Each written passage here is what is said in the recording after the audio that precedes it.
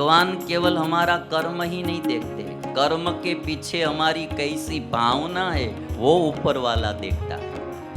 कभी कभार आदमी कर्म तो ऊपर से अच्छा करता है ऐसा दिखाई देता है, परोपकार का कर्म करता होता है, किंतु पीछे की भावनाएं बहुत बुरी होती है। किसी का शोषण करने की, किसी का कुछ ले लेने की भावना होती है। ऊपर से कार्य परोपकार के करते हैं, सबको दिखता है कि ये बहुत परोपकारी आदमी है, किंतु पीछे की जो भावना रहती है उसका भाव अच्छा नहीं होता है। और ऊपर वाला कर्म देखकर नहीं, कर्म के पीछे की भावना देखकर फल देते हैं। और इसलिए कवि ने कहा कि जो कुछ है तेरे दिल में वो सब उसको खबर है, बंदे तेरे हर हाल पे मालिक की नजर है। जिसको सुखी होना है कर्म करने में बहुत ध्यान रखना है। कभी भी कोई पाप कर्म नहीं करना, करना है तो पुण्य कर्म।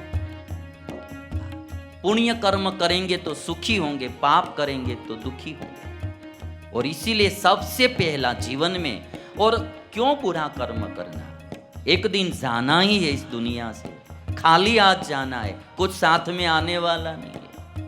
सबको पता है कितना भी पाप कर कर के इकट्ठा किया होता है, एक घड़ी में मृत्यु आ जाती है, सब छोड़ के चला जाएगा। कौन भोगेगा उन वस्तुओं को?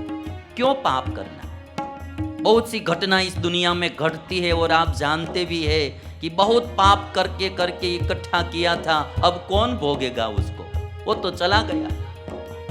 इसीलिए कभी भी कोई गलत कर्म नहीं करना है, चोरी लूट कुछ भी नहीं।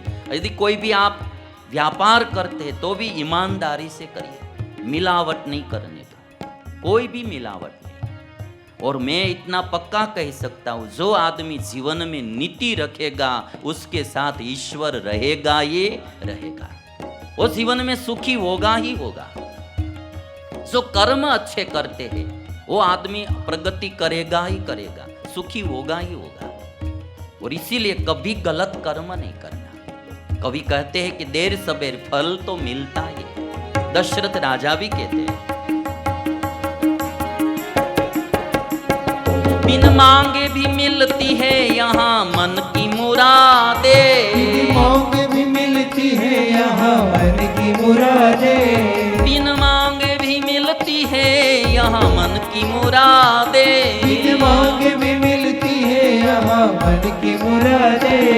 दिल साफ हो जिनका वो यहाँ आके सदा, मिलता है जहाँ न्याय वो दरबार यही है, संसार की सबसे बड़ी सरकार यही है। जहाँ न्याय वो दरबार यही है, संसार की सबसे बड़ी सरकार यही है। मिलता है जहाँ न्याय वो दरबार यही है, संसार की सबसे बड़ी सरकार यही है। जहाँ न्याय वो दरबार यही है, संसार की सबसे बड़ी सरकार यही है। ये आना है तो आ राह में कुछ फेर नहीं है, भगवान के घर देर है अंधेर नहीं है। आना है तो आ राह में कुछ फेर नहीं है, भगवान के घर देर है अंधेर नहीं है।